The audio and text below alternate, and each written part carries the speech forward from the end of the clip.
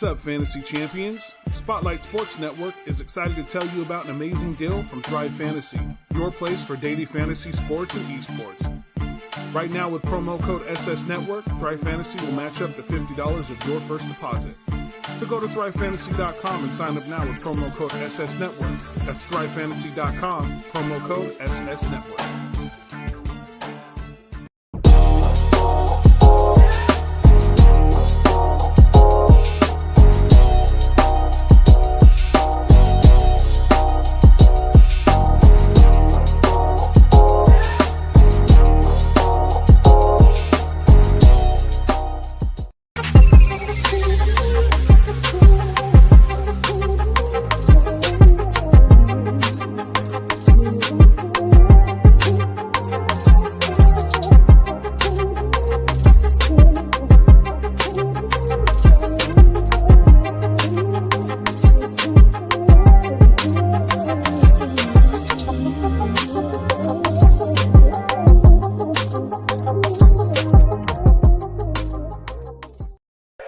Bitch, I'm a ball, bitch, I'm a ball. Don't get no ball, don't get no ball. What's in my cup? What's in my cup? All of that punch, look at that punch. Bitch, I'm a ball, ballin' like Kobe. Ho, keep it moving, cause you do not know me. Bitch, I'm a ball, ballin' like Kobe. Ho, keep it moving, cause you do not know me. Bitch, I'm a ball, can't talk in Milwaukee. Tell my dog sick of me, ain't do no barking. Pass me some greens, you know I'ma spark it. Mama got ass, told her to arch it. Pull up at the spot, hop out and don't park it. Bino say, always keep one in the cartridge. With Joey on purpose, so we going toxic. Came from the swamp to visit the tropics. Check out the scenery. Tell little mama to the backwoods right by the lake. What is up, everybody, wrestling fans all across the nation? It is episode number 2 of the Ruthless Attitude Podcast. As always, I'm your host with the most, known as Mr. Malcgoolie. D might not be on here. Mitch might not be on here. So I don't know. I might have to hold the show. I might have to carry the show tonight. And I know a lot of you all have been asking, where have you been all this week, Malcgoolie? Where have you been on the network? We can't find you. We don't know where you at. We don't know what happened. We got everybody on the network but you. What happened to you? Well, let's be honest. Y'all know this, Ghoulie Nation. I have a life outside of YouTube. There's a thing called a job, man. Yes, I just did hold up a fan. I had to carry the fan base. Now, I know a lot of you asked, Ghoulie, you haven't been on here for a whole week. That's because I had a job, y'all. It's the holiday season. I've been working mandatory overtimes just to make sure that, hey, I gotta have some money to keep a roof over my house and to keep the lights on, okay? So that's why I really haven't been on here. And all of next week, after the Bears and Survivor Series tomorrow, I will not be on YouTube for a while, for about like a good week and a half. So there is that. So next week's podcast, I won't be on it, but I'm pretty sure Mitch and D will hold the front for me while I am gone. They should. Now, we have to talk. We got a lot to get through. We got picks and predictions, which I am going to bring up the match card for tomorrow's show.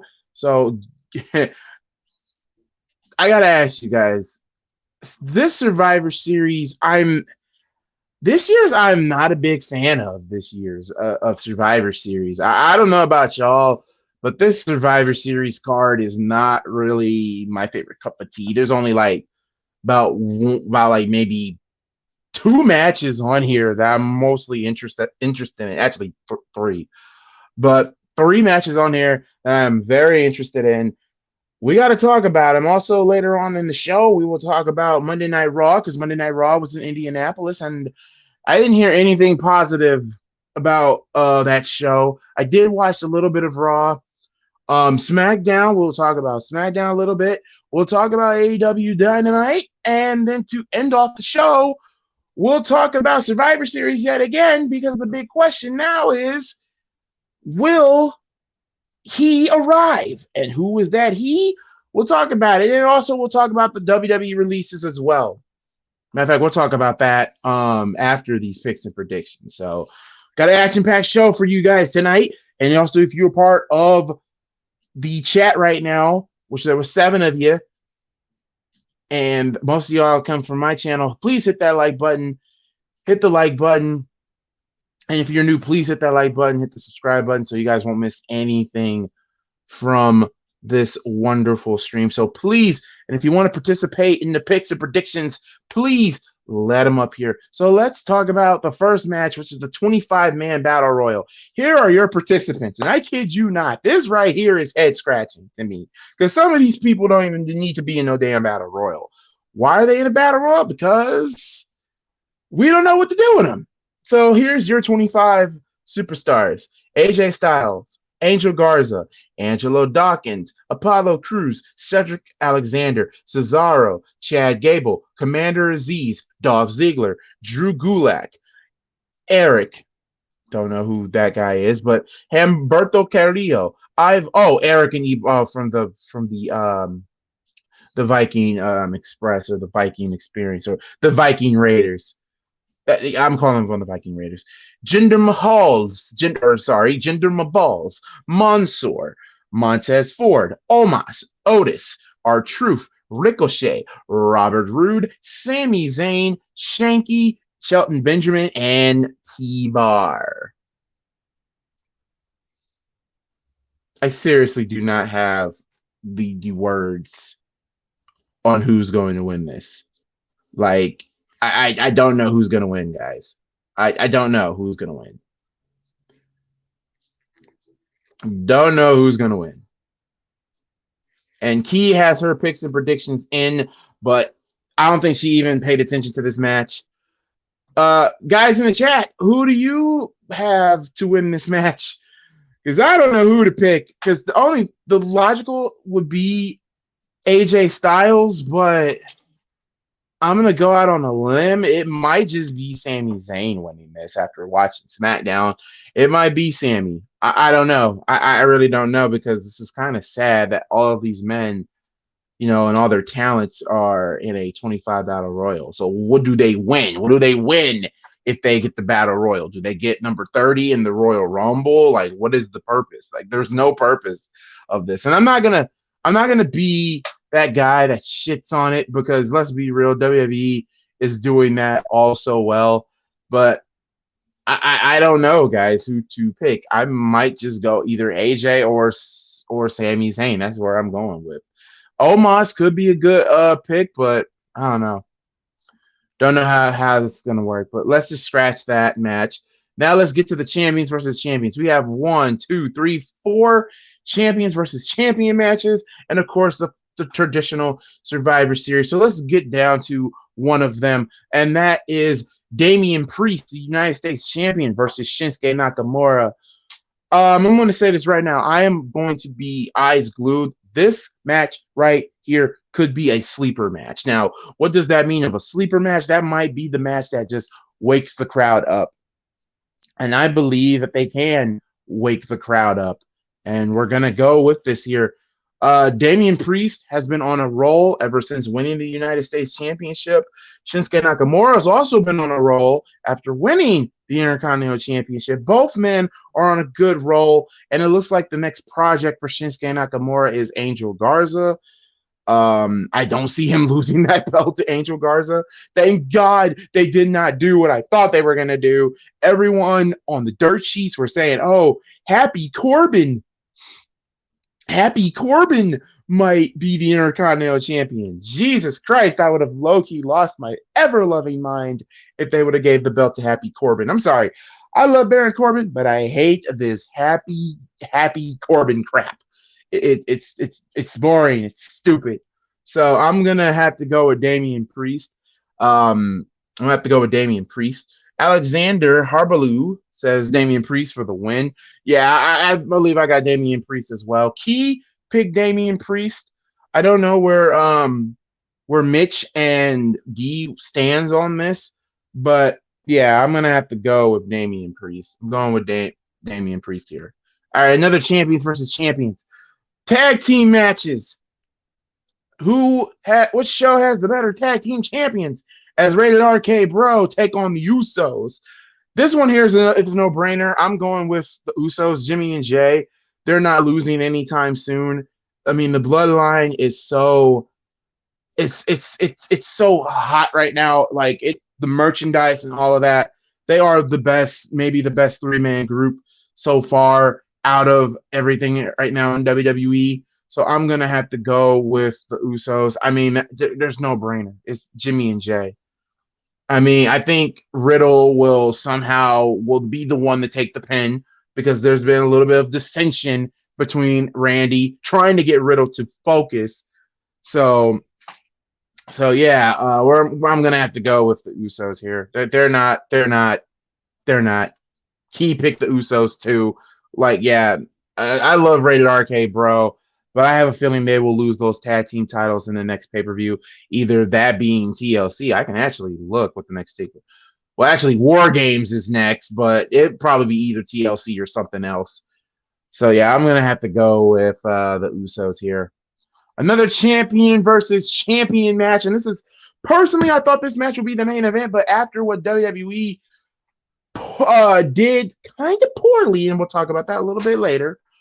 The heat between Becky Lynch, the Raw Women's Champion, versus Charlotte Flair, the SmackDown Women's Champion. WWE, you've had over 2 weeks to fix this, and they just got their heads in the sand. Like, they really don't want to hear the fans say, hey, we don't care about Charlotte. We're tired of Charlotte. We're tired of the whole Becky versus Charlotte feud. We're sick of it. We're tired of it. WTF, what the hell are you guys doing? Like, seriously, what are you doing here? Like, what are we doing? Like, what are we doing? Like, we don't care for Charlotte. I think everyone here on this panel, except for D, that we're tired of Charlotte, man. We're tired of it. You know, none of them both was changing hands. They should have. They should have changed hands. They should have changed hands. And this is almost like a Bret Hart, Shawn Michaels Survivor Series 1997 type of ordeal, because both women have said negative things about the other. Becky doesn't want to work with Charlotte Flair because Charlotte is a diva and is a drama queen. We get that. Like, we're tired of it. I don't get it. Like, I don't get it. I don't freaking get it. I'll never understand it. I don't know why. Personally, I would have had Toni Storm beat Charlotte Flair, have Charlotte part of Team SmackDown's Survivor Series Eliminator. I would have had an Indianapolis in my hometown, and I'm pretty sure Indianapolis would have loved this. Why not have Liv Morgan beat Becky? So if you can put them both on this traditional Survivor Series team, then you can write the seeds for them to get the belts back or do something different. You know, what are we doing, WWE? But you got your heads in the sand because now fans, and I got to credit WWE on this. We don't want to see this match, but WWE is doing everything in their power because, like, they know Becky and Charlotte don't get along. So they added all the drama that we've seen on all these different wrestling websites into the fire, which is also kind of very creative. This is damn near like Shawn Michaels versus Bret. And the way how it's set. But somebody has to win. Somebody has to lose. Becky has been undefeated ever since she's come back. Charlotte can take the L here. But I have this feeling they will let Charlotte win. But I don't like Charlotte. We all know this. But I'm going to have to go with the man. I think Becky will win. I think Becky Lynch will beat Charlotte. And if Charlotte wins, Fans are going to shit on it. If Becky wins, fans are still going to shit on it. The problem is, y'all, they're going to shit on this match regardless of. Everyone's going to hate this. No matter what they do, they're going to hate this. But WWE is making us very interested with all the heat. The fans know about the heat. WWE knows about the heat. So that's the only really, this is kind of one of the matches I'm interested in seeing because, God damn it, what's up, Key in the building? If you want to join, come on in. I'm going to have to go with Becky. I'm going with Becky. I mean, it would make sense for Becky to win because I don't think Becky does not want to put Charlotte over. And I think they're going to give it to Becky. So let me read some of these, highlight some of your comments here. Cash and RKO, bro, Becky Lynch. I hate Charlotte. I hate her too. You know, none of those belts were changing hands. I would think we'll talk about The Rock here later on in these picks and predictions. Yeah, I mean, unifying the belts would be a better option. It would be a better option, but WWE won't do it. So, all right. Next, the Survivor Series elimination match. Key, who did you pick? Did you pick? I think you picked Charlotte. Did you pick Charlotte? I don't know if you picked Charlotte or not, but like, Lord Jesus, like this is just weird. This is gonna be a weird show. And I'm gonna have to say now for the 5-on-5 Survivor Series elimination match, I think Key picked Team SmackDown to win for the women. Now, here's the thing. Key in the building picked Charlotte. Okay. Here's the thing. I don't know who to pick out of this. I really don't. Because Team Raw looks good. I'm not going to lie. Team Raw looks good. Bianca Belair, Rhea Ripley, Liv Morgan, Carmella, and Queen Zelina. SmackDown, on the other hand, looks good too. You got Sasha, Shayna, Shotzi, Natty, and Tony. Well, so far, Raw's winning for the U.S. SmackDown's winning the tag team. Raw's going to win the women. I am going to have to go with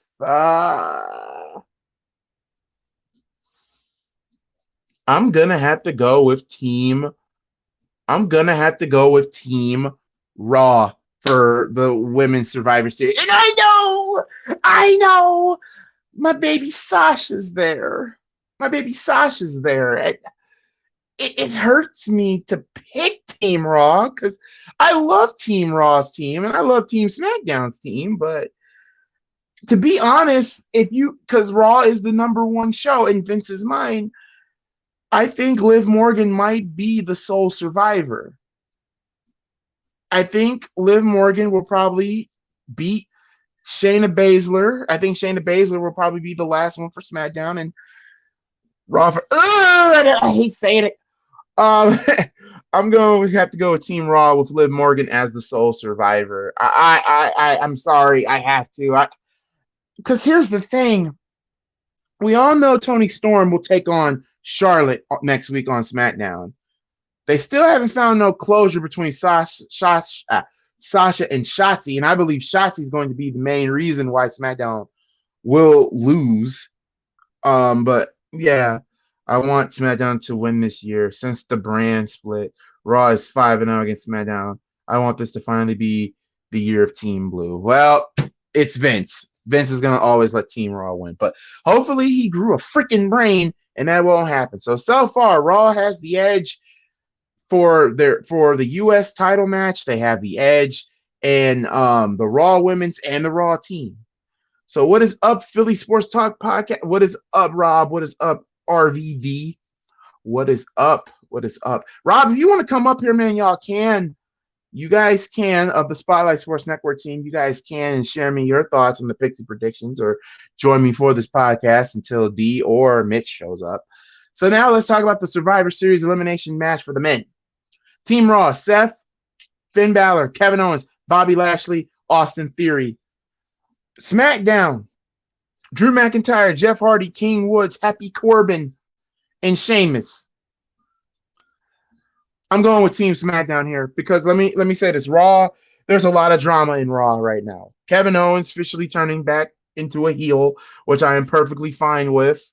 Finn Balor will probably will be the one getting hurt because now Kevin Owens and Finn Balor are probably going to work a program together.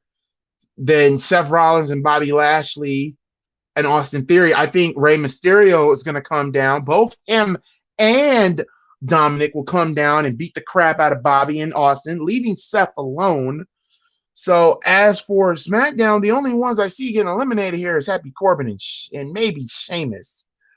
Well, maybe Sheamus or maybe Jeff Hardy. So I'm going to have to go with Team SmackDown. Drew McIntyre will probably be the sole survivor.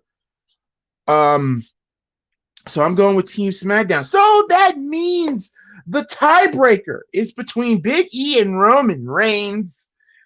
This one's also a no-brainer. I got to go with Roman. Roman Reigns, man, is not losing anytime soon. Roman is the hottest thing right now in professional wrestling. And he's scared the hell out of me. I didn't see him come up. Almost had a heart attack. What is up, Rob Van Dam? For those who don't know, man, me and my buddy Tyler, we actually talked about this. We actually went a lot in depth last night on the It's Real Me channel. Like even like the night before, like we went on a rant about this too, and we kind of discussed the Charlotte bullshit that was going on and all this stuff. Like we've been covering it all in recent. But yeah, So yeah. With that being said, I got Team SmackDown winning Survivor Series. I got them winning Survivor Series. Madcap, Melissa, Rich. Okay, I think SmackDown might get the edge too because they got some pretty. Yes, I think that I see that's tough. That means Raw's got has some good members on their team as well, with Balor, Rollins, Lashley, Owens, Austin Theory. I'm not entirely too sure of at the moment. But with SmackDown, you got McIntyre's. Other than Roman Reigns is probably one of their biggest ones that they have. And like you said too, I don't think Roman's losing anytime soon unless they can find a way to. Well, I don't think. See, that's the tough thing though, man. Because I have my buddy Tyler. He's actually going to be covering it on the It's Real Me channel because it's like I can't make because I have work that day, which sucks. But got to do whatever got to do to pay the bills. But I mean, so far, it looks so decent so far for the card. Like the card is decent, but the problem is the predictability. That's the problem. Absolutely, it's the predictability. Like Damian Priest is beating Shinsuke. Oh, he's beating Shinsuke because Damian's been white hot, very white hot. I'm going to make a prediction next year. Damian Priest might be WWE champion next year if they keep the same goal that they have him in. Absolutely. The Usos are beating RK Bro because the Usos are hot right now. Yeah. But what is your take on Becky and Charlotte? Because I picked Becky. I'm going Becky because the fact that even outside of the ring, that the fact that she's obviously with the shit that's going on surrounding around Charlotte, and the fact that her father's now beefing with Becky, it's like, and this is the thing too is like. Look, and me and my buddy Tyler, we talked about this too. Like, we think, look, Charlotte is a great performer. We cannot deny her that. But, and we kind of made the point too, like, she's getting overpushed way too much because of the Flair legacy. Am I wrong? You're not wrong. I wish D could see that, but no. And another thing too, because we brought because my buddy Tyler, he shares we have Peacocks. And he said, if we go back to Survivor Series in 2003, like they actually had like some like different types of matches for that that version of Survivor Series. It's like, which was a great Survivor Series. But the way that this is set up, it's way too predictable at this point in time. It is way too predictable, like way too predictable. That's how I feel about it. I have to pick Becky. Now, what is your thought? Who you got for Team Raw, Team SmackDown on the women's side? Because I picked Team Raw. That's Team Raw. That's tough though, man. And it hurts me because I'm picking against my wife. I'm picking against Sasha, and I don't like that. But here's the problem: Shotzi and Sasha still got a thing. Shayna Baszler is still in a feud with Naomi and Aaliyah. You have the only person that could be the key is Toni Storm. But exactly, like Toni Storm, I feel like it's going to be the X factor for SmackDown. And then also for Team Raw, you got to Liv Morgan too. You got to get her strong because she's taking on Becky next. Exactly, and you got Toni Storm going against Charlotte too. For the SmackDown you got to keep them both strong. That's the problem. See, that's tough though, man. Like both got some momentum going towards them. It's like, and obviously, because have you not seen what it? Do you ever follow Rhea Ripley on social media? By any chance? I on Instagram. But I don't. Oh my God, she's a good-looking woman. She is. She is. Buddy Tyler sent a picture. They forwarded me her new photo on Instagram like earlier at work. Yeah, when she said, "Tell me about it, stud," I'm like, "Oh Lord!" I was like, "Killer Demon 669. What is up, bro?" He said, "This pay-per-view will suck, dude." I can't disagree with that one. Here's the thing, it's the predictability, and here's another thing too. And I said this too, and we're going to talk about it later on. Raw was in my neck of the woods of Indianapolis. I didn't go because I didn't have money. I kind of break bank just to go to AEW because I want to get the full experience. I've been to Raw multiple times. I've been to Raw once, and that was when they were in Philly. Before, if memory serves me right, because I actually went there for my birthday. And this was when the time the Shield was still kind of relevant at the time in 2016. I was like overall, man, it was not a good. I mean, the experience was great, but the show was absolute dumpster fire. Let's just put it that way. Like I've never been to a bad Raw. I've never been, every time when I'm live or either Raw or SmackDown, the shows have not been bad. Every time when I'm at, you got the lucky end. For me, I got the luck end. Like hell, my first ever exposure to a live crowd in Indianapolis when I used to live in Gary, Indiana. Here's the event, and it's on the WWE Network. Here's the main event, and this was on TV. Chris Jericho versus Edge in a steel cage match. Mysterio. I remember that. Rey Mysterio debuted against Chavo. The Rock and Hogan versus the Un-Americans. Kurt Angle versus Mark Henry. And that's another thing too. It's just like, what is up, Braden? What is up? It's just like it's crazy like how times have changed in wrestling, and the fact that, like when we talked about this before, like when Keith Lee, Karrion Kross, and especially me and Yam, like how the fuck do you drop the ball that hard on those three on the set of releases? Like, oh God, we'll talk about the releases, Robert, here in a minute after we get down with the picks and predictions. What is your men? Who you got for the men? I'm going to go with SmackDown because SmackDown hasn't been good. I mean, but they have the less drama. Like all of their superstars don't have the less. The only one that got the drama is King Woods.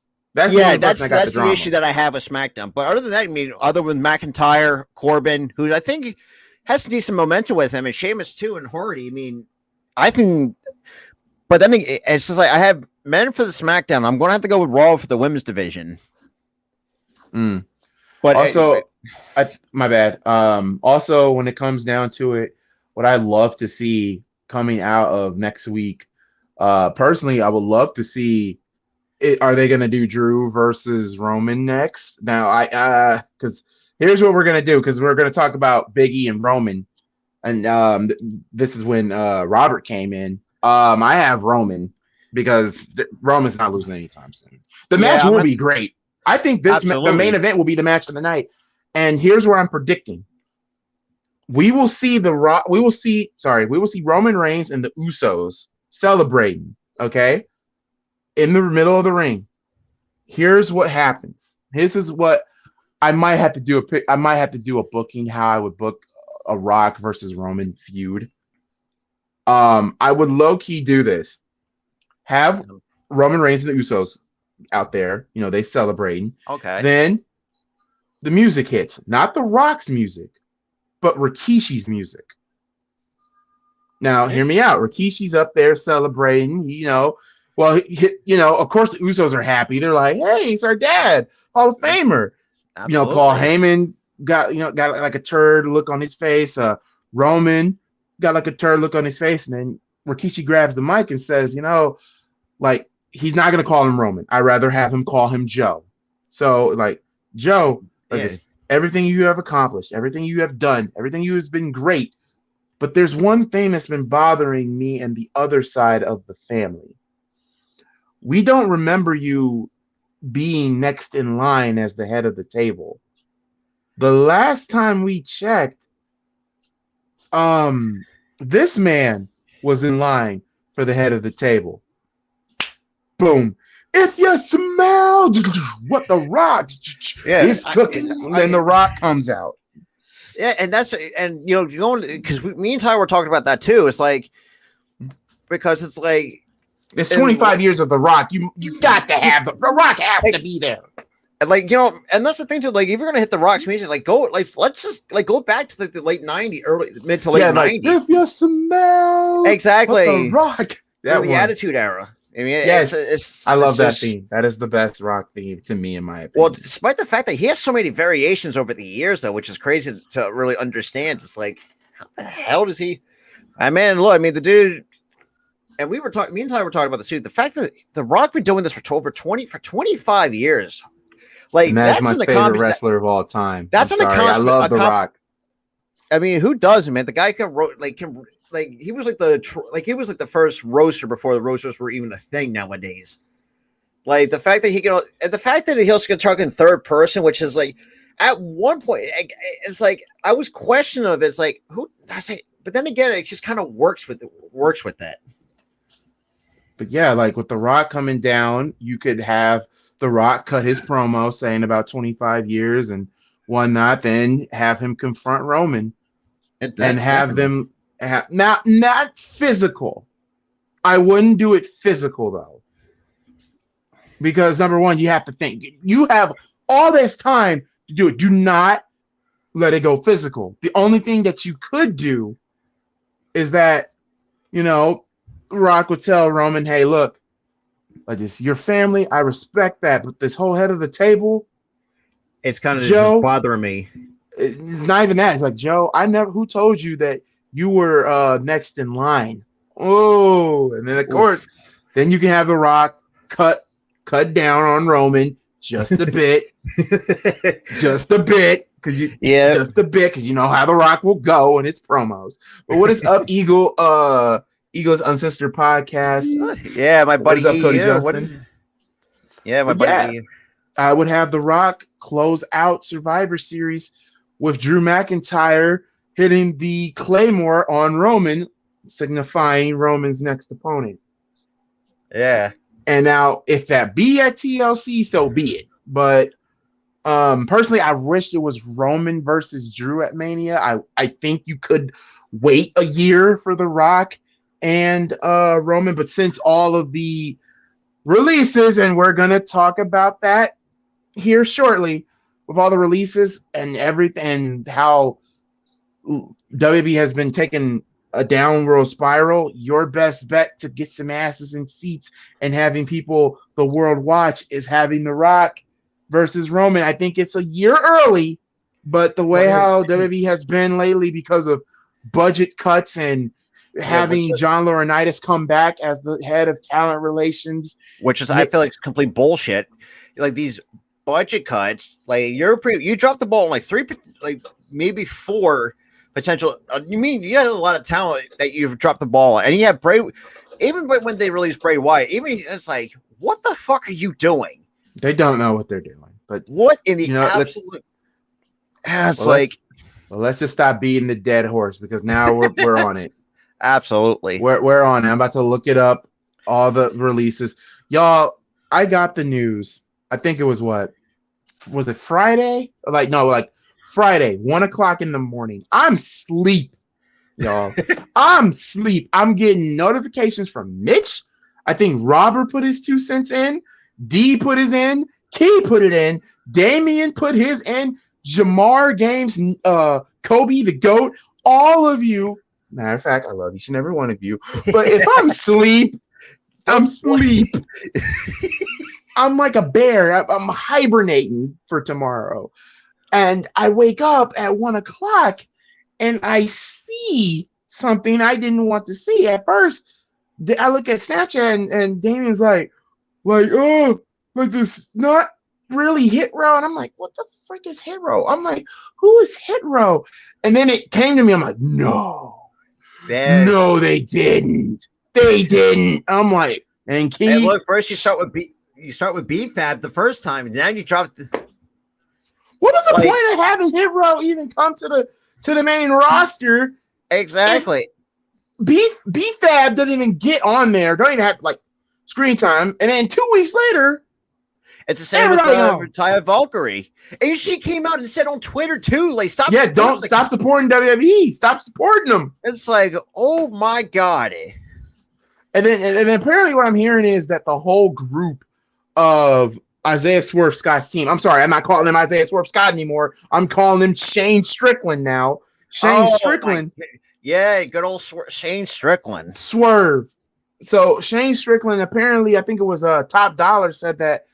It was like Top Dollar. Who else? It was Top Dollar, Ashante Adonis, and Isaiah Swerve Scott. Apparently, they had heat with management. That's the reason why they got fired. Here's the problem. If that is true, who he is on for? Kevin Dunn?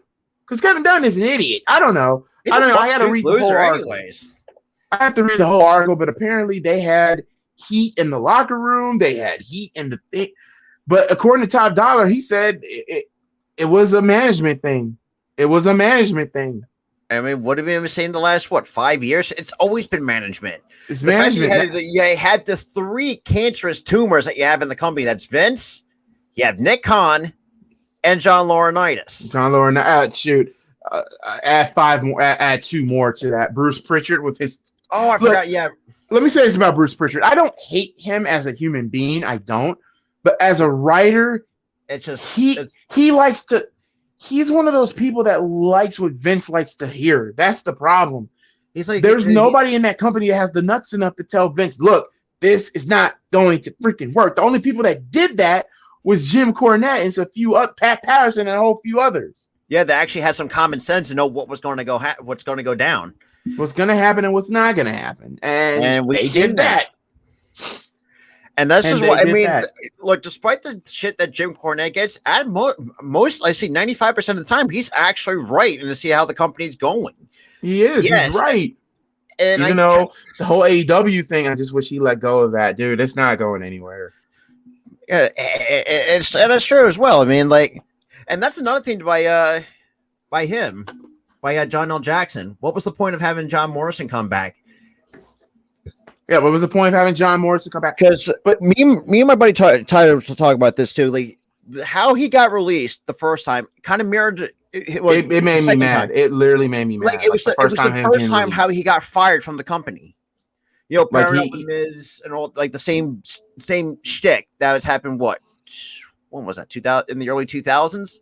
Oh yeah. Lord, we're around like late, not the early 2000s, but like around 2010, and then he made a name for himself in Lucha Underground. And we also did a recollection series on that too, and not to mention too, he also made a decent impact. Well, no pun intended, because with the Impact, Johnny Impact. Because like anywhere that John Morrison goes, he's going to find a way taking his last name and match it with the company. You got Johnny. Well, I mean, you got Johnny Impact, obviously for Impact Wrestling. But Johnny, that's another thing too. Like me and my buddy Tyler were talking about this too. Like the way, because we've watched. I mean, I binge watched Lucha Underground. It's like, how the fuck did this go under? I mean, it was so fun to watch. I think it was like either a management thing or I think it was a money thing. I gotta look it up, but it was Lucha Underground was very ahead of its time. Lucha Underground reminded me of WSX, if you remember that, Wrestling Society X.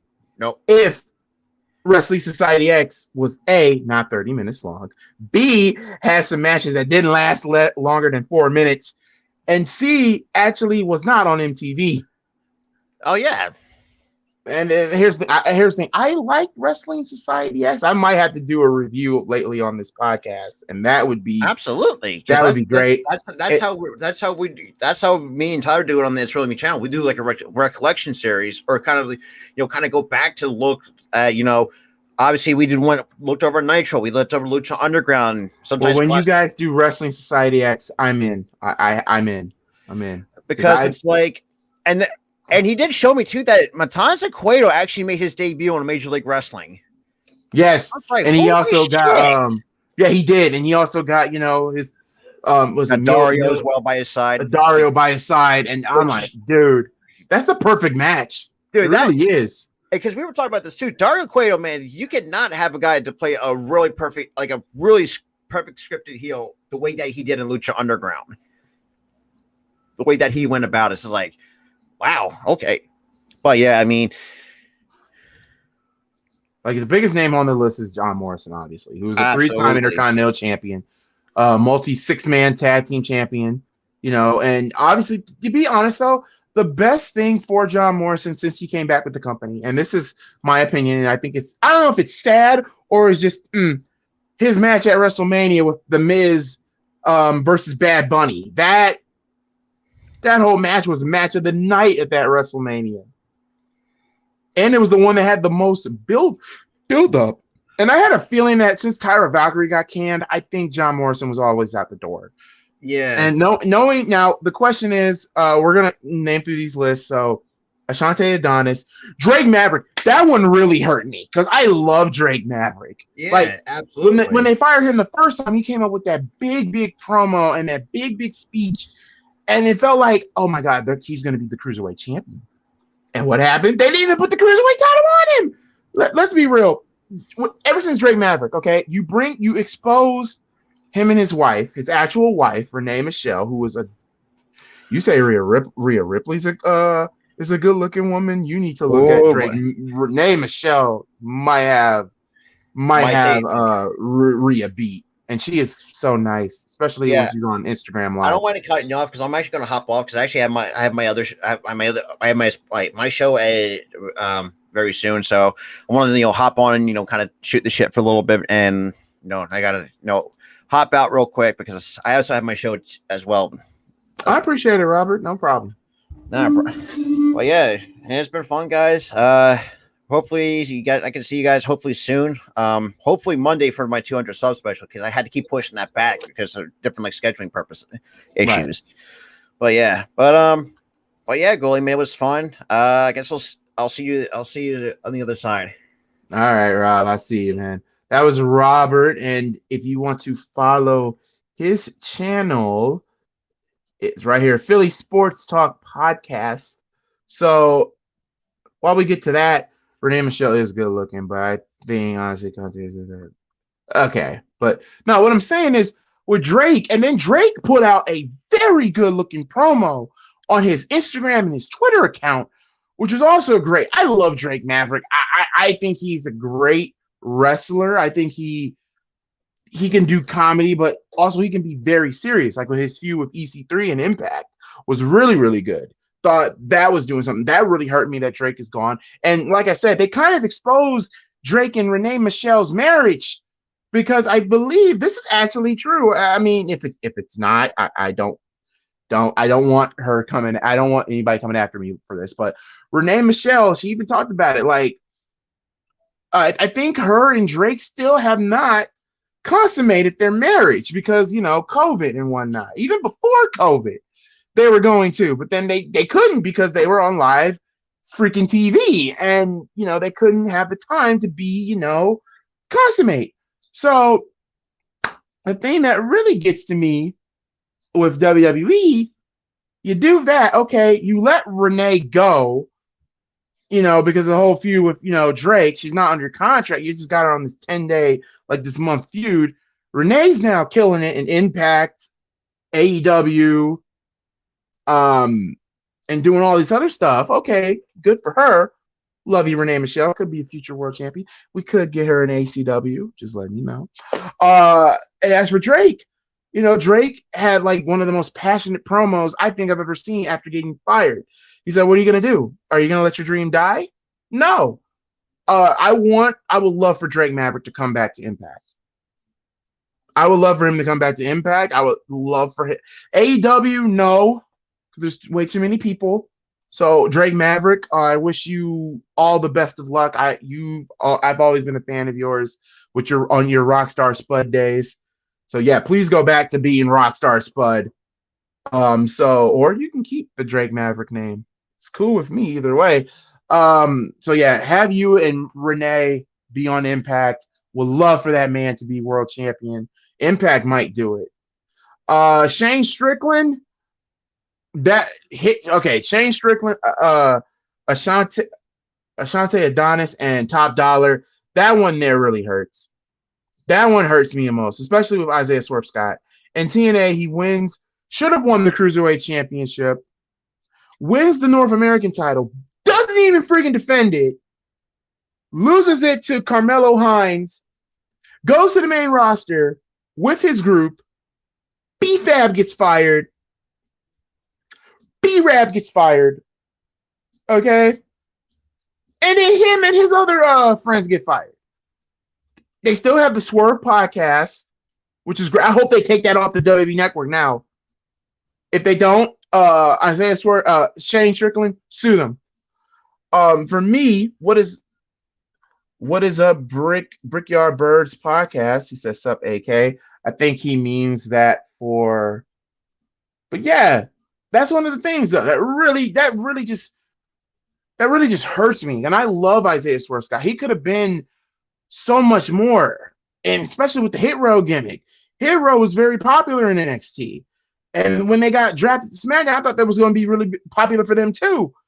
But no, they let him go because of a management thing, and that just sucks. That's just unfair. But at the end, it's reality. Where do they go from here? They could go back to Combat Zone Wrestling.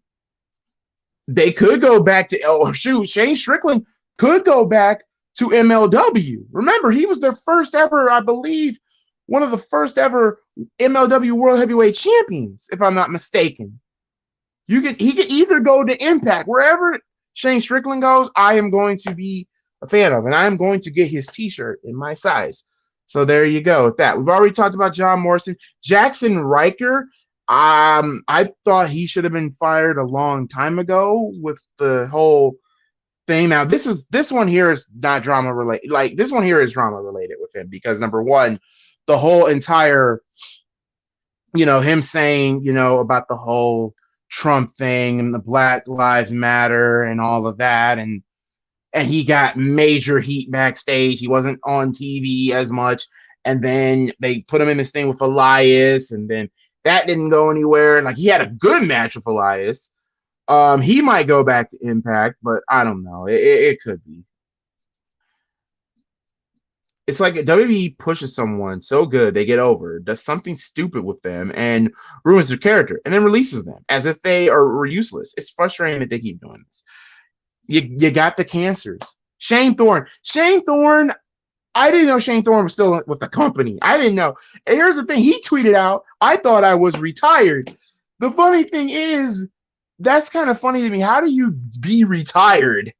How do you get fired on your retirement? That right there is Tegan Knox. I'm upset with this one too, because Tegan Knox, I think it was another woman that was lost in the shuffle, is because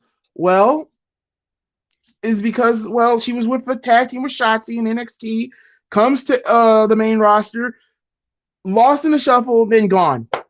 It just sucks. It just sucks how they did this. WWE, you have no shame. They have no shame.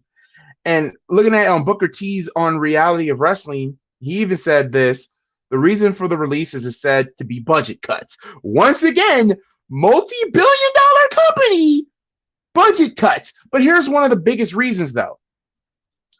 WWE is building a new headquarters. If you looked at recent pictures, Triple H, after his surgery and whatnot, him and Stephanie and Vince, they're making a new WWE headquarters. So the headquarters is one of the biggest reasons why you have budget cuts? I don't understand. It's sadly just one of the strings of stabilized WWE releases that the company has done lately. Even former champions and recent main eventers aren't safe, as both Braun Strowman and Bray Wyatt were cut from the roster. But it's just sad, man. It just sucks. It really sucks. It really sucks. I'm shocked Dana Brooke isn't fired either. I'm shocked she's not gone. Just they don't know what they're doing. Like you have the following cancers, and until they go, the company is screwed. The company is screwed, guys. The company is screwed until these guys are gone. Until Vince McMahon steps down. Bruce Pritchard is no longer doing writing for the shows. They don't have, television networks or television writers writing the show for a wrestling show. You got, there's no creativity. Like, okay, I'm reading this from Prestige Shogo saying they give no creativity freedom anymore. It's like jail. They said they're about to get rid of the brand split. I mean, to be honest, that's the best option. You have to get rid of the brand split at this point. It's just sad. This is what WWE has become, and it's really sad. And these are the tumors that are killing it. Vince McMahon is killing his own company. He's killing his own father's company. You have Vince McMahon. You got what is up, Mitch? Yeah, Vince McMahon to blame. You have Nick Khan, the president. You got John Laurinaitis, a dude that should not even be close. Not even close of being anywhere near talent relations anymore. Then you got Bruce Pritchard and his bull crap. Dude, what is it gonna take? It's just sad, man. It's just, but at the end of the day, guys, it's reality. And reality slaps us in the face multiple times. It just slaps us in the face. It just sucks, guys. But that's the way how it goes. And there's nothing we can do about it.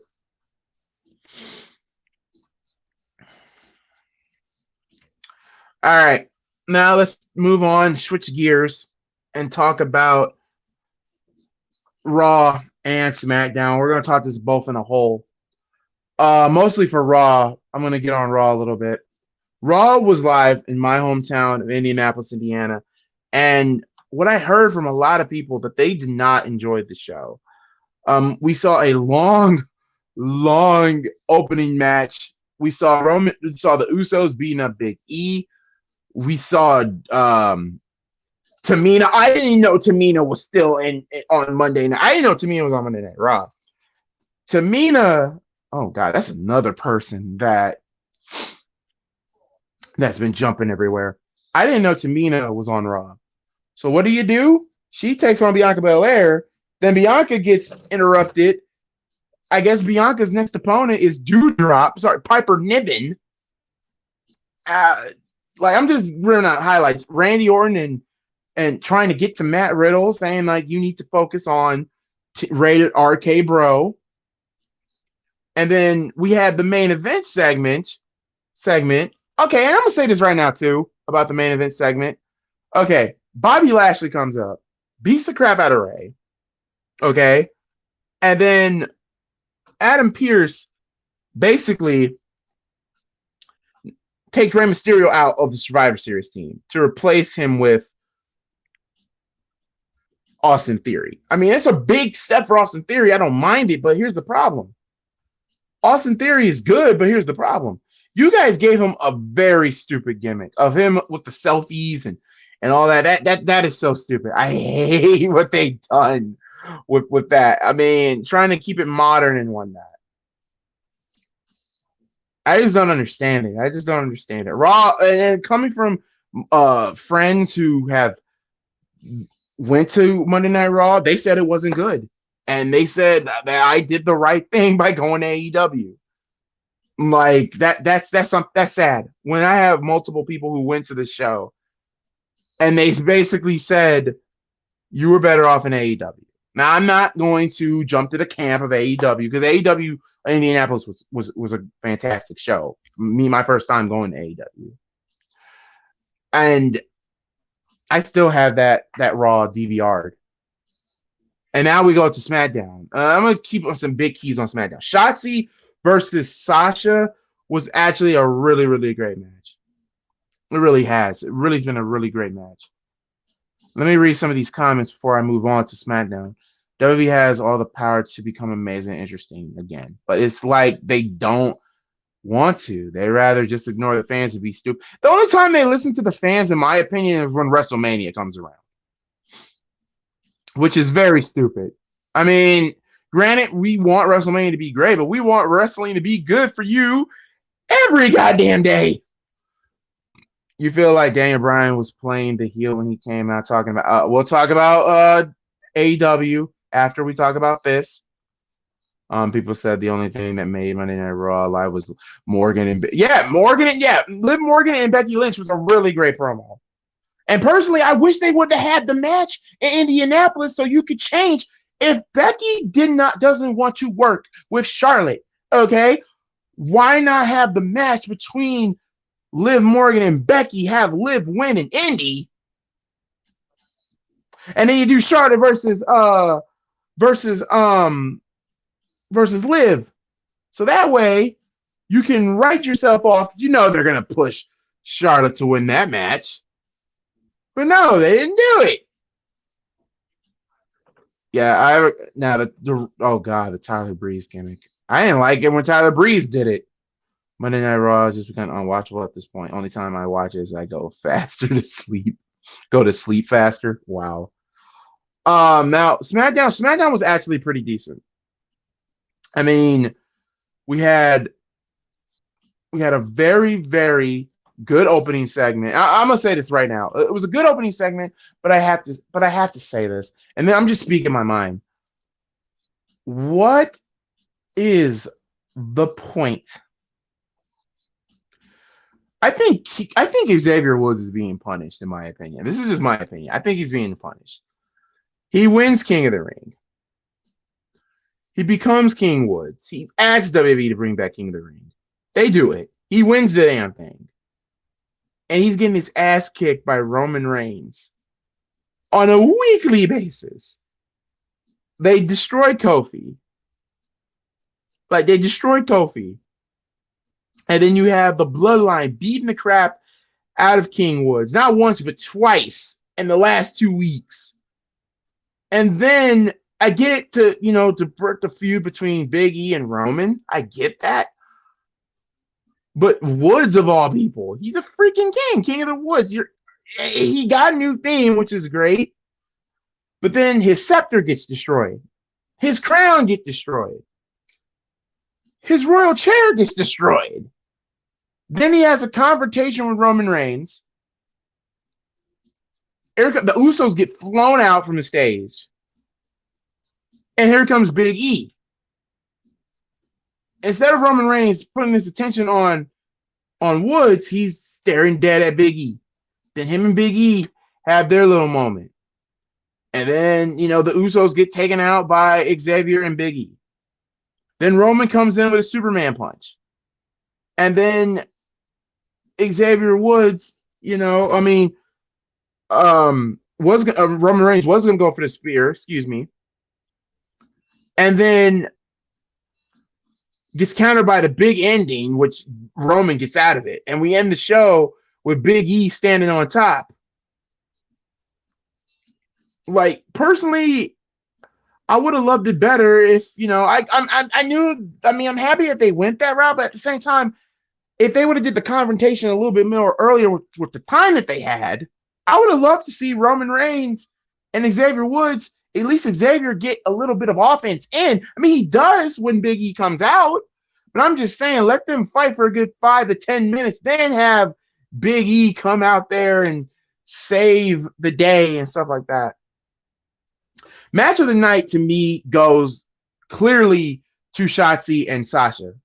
I love Sasha Banks. I love Shotzi. Green hair versus blue hair.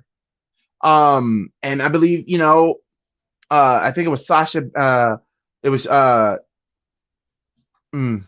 Sonya Deville said at the end of this, you would low key have to, shake hands. They shake hands. only for Sasha to hit the bank statement on Shotzi. So that's why I have Team Raw winning the Women's Survivor Series part, because of that. Because Shotzi's going to turn her back on Sasha. I love the fact that they turned Shotzi heel. I mean, she's more aggressive. She's not riding that tank, which is also kind of cool. Even though I like the tank, but you know, they're trying to do something different with her. Okay, great. Another thing that I didn't like, and I'm sorry, this goes to Adam Pearce and Sonya Deville. I don't know about you guys, but I'm so sick and tired of WWE. WWE does it a lot. AEW somewhere down the road will do this.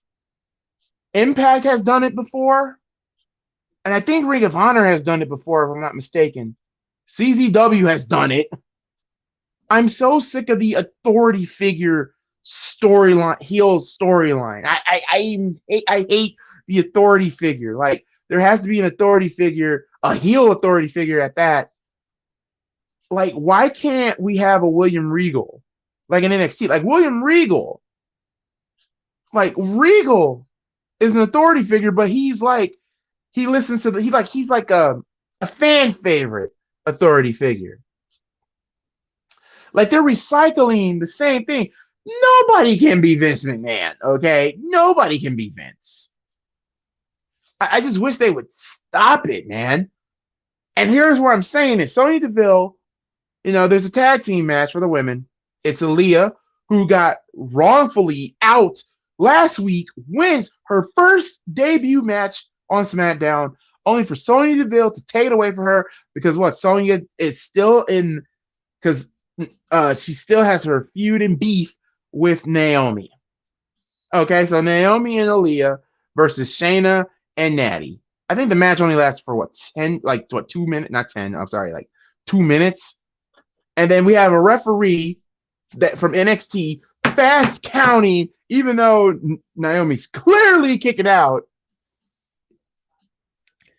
And then we see, you know, a backstage segment with Sonya Deville and Sami Zayn.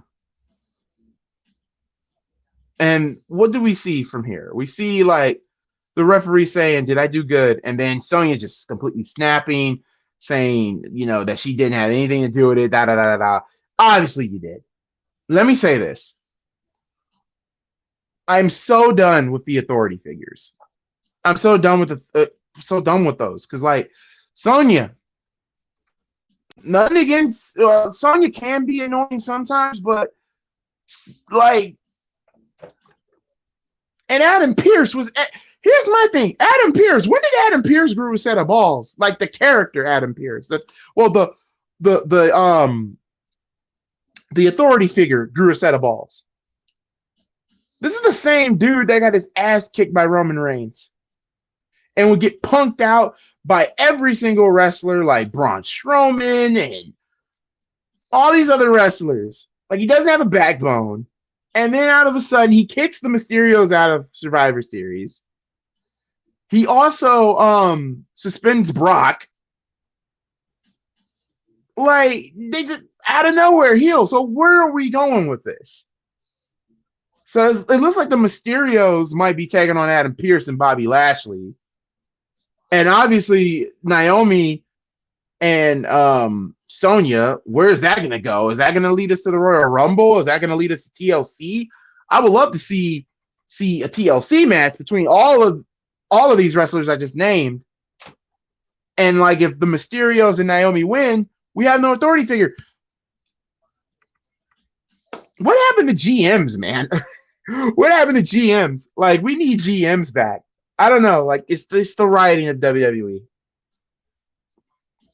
The thing about it is about everything with WWE, guys, is this. We are in an abusive relationship with WWE. Like,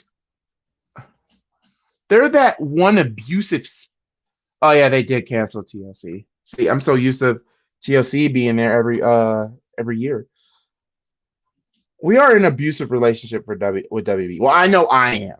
I don't know about a lot of people, but look, I've been watching WWE since 1999. Like, ECW since 1999 and all of that. But all of that we made. I don't think Teddy Long would come back. But the one thing that gets to me,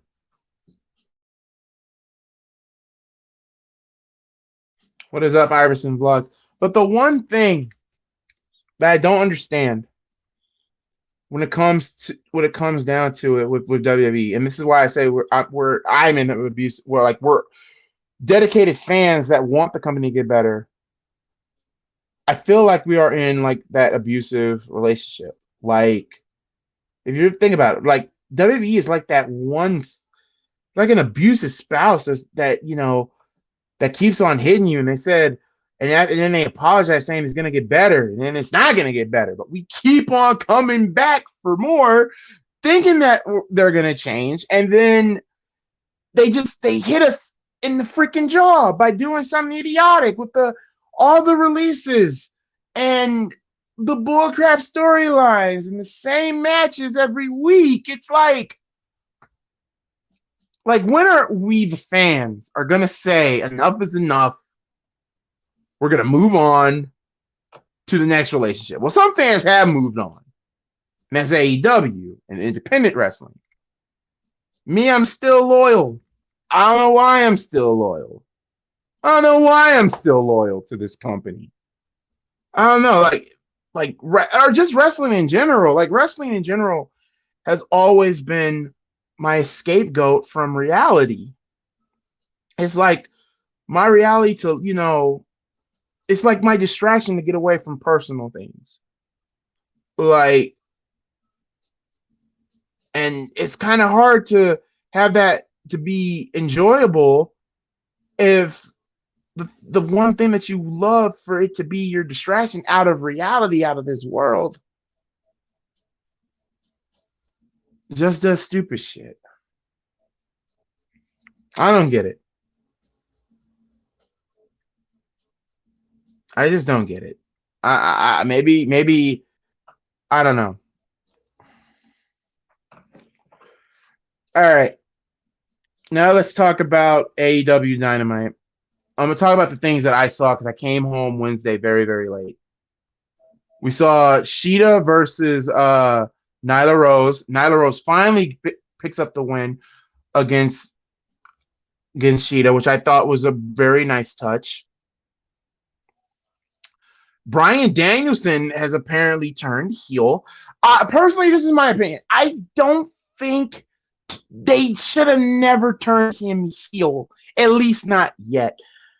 I get it. Like, I get it that they're what they're trying to do. I get what they're trying to do. But at the same time, like, it's too early.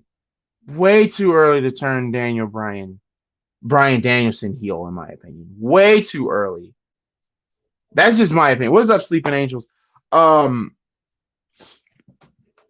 That's just my opinion. I think it was way too early to have that man be a heel. Way too early. Like, let it go, let it grow organically. Well, obviously Adam Heyman Page is going to beat him at Revolution if that's where they're going to have the match.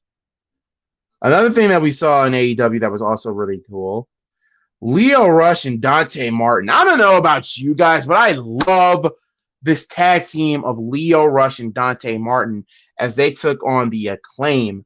And that was really, really great. Really, really loved that match. You have Team Taz out there still saying that the offer still stands for Donte Martin to join Team Taz, which probably won't happen.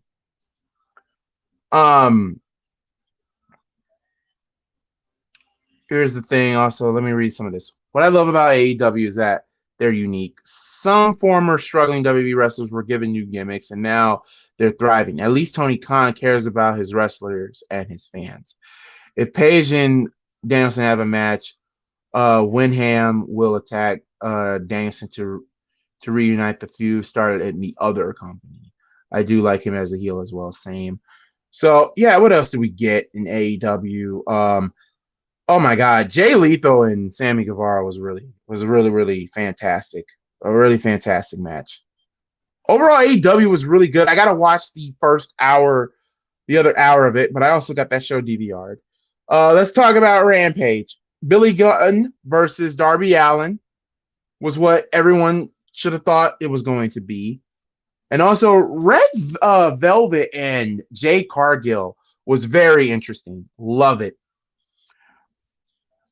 When Kenny Omega told the Young Bucks to hold down the fort while he's gone, I feel like Adam Cole's ticket or something. Here's the thing, too. We're also going to get that type of match coming for next week, too.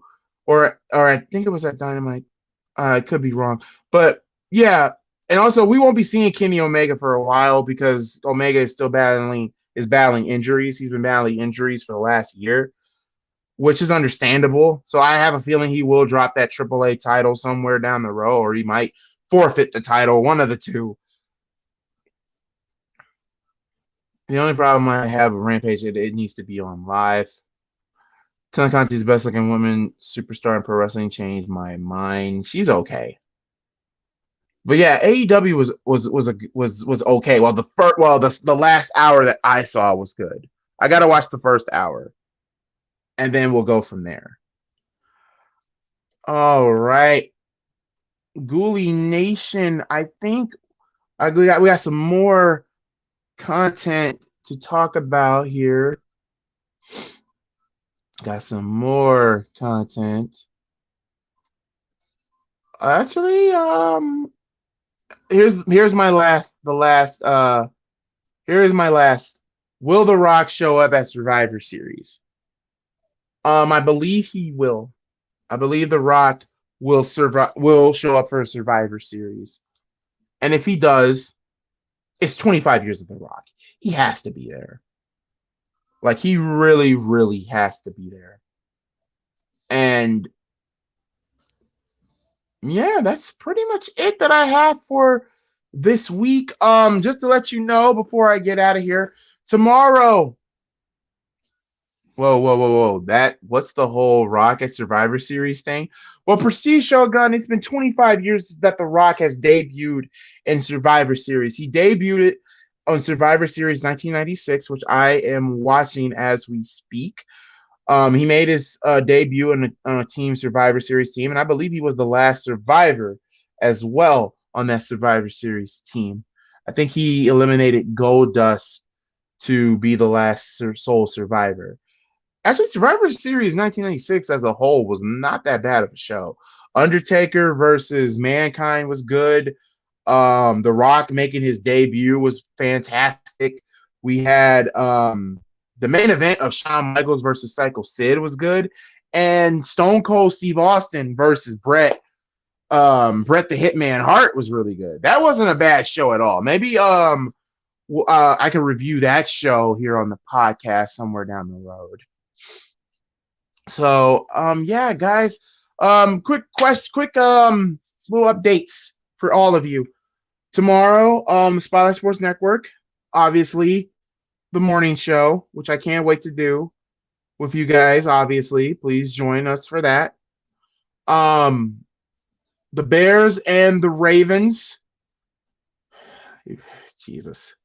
Yeah, no, and yes, guys, I know I heard about Khalil Mack. I'm already hurt about that, but at the same time, it is what it is. This is a losing year anyway. This is the year to develop Justin Fields, so there's that. But the Bears will take on the Ravens. The Bears are at home. I don't know if Lamar Jackson's going to play. I hope he doesn't, but at the same time, I kind of hope he does because, God damn it, I have him in fantasy, but I also have Justin Fields in fantasy, but I also got Cam Newton as well. So wish me luck with that. I will be live for Survivor Series tomorrow. I will have a special guest.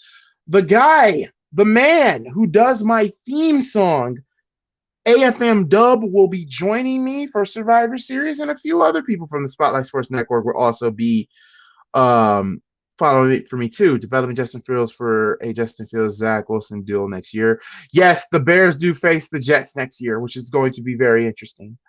So yeah, that is all I'm going to have for that. And as for next week is concerned, there will be no live streams next week or the week after that. Well, I won't be live all week. I'll probably make guest appearances here and there. I will be I will be literally taking a little bit of a week vacation.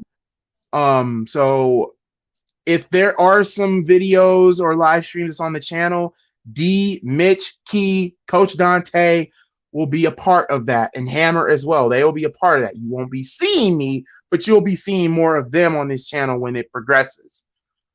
I will not. I'll probably be back next week, next Wednesday. I think that's December the. I want to say December. Maybe this. I might come back for Friday or Thursday, December 2nd or December 3rd for Dragon Gate. And then we'll go from there. So once again, I know this is a shorter episode, but this is what happens. Hey, I had to carry the load.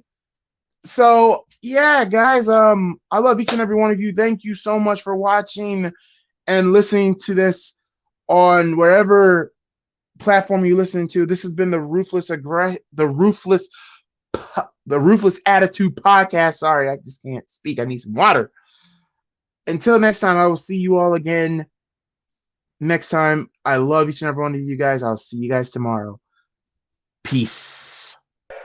Bitch, I'm a ball, bitch, I'm a ball. Don't get no ball, don't get no ball. What's in my cup? What's in my cup? All of that punch, nigga, that punch. Bitch, I'm a ball, ballin' like Kobe. Ho, keep it moving, cause you do not know me. Bitch, I'm a ball, ballin' like Kobe. Ho, keep it moving, cause you do not know me. Bitch, I'm a ball, can't talk in Milwaukee. Tell my dog sick of me, ain't do no barking. Pass me some greens, you know I'ma spark it. Mama got ass, told her to arch it. Pull up at the spot, hop out and don't park it. Dino say, always keep one in the cartridge. With Joey up paper, so we going toxic. Came from the swamp to visit the tropics. Check out the scenery. Tell her mama to the backwoods right by the lake.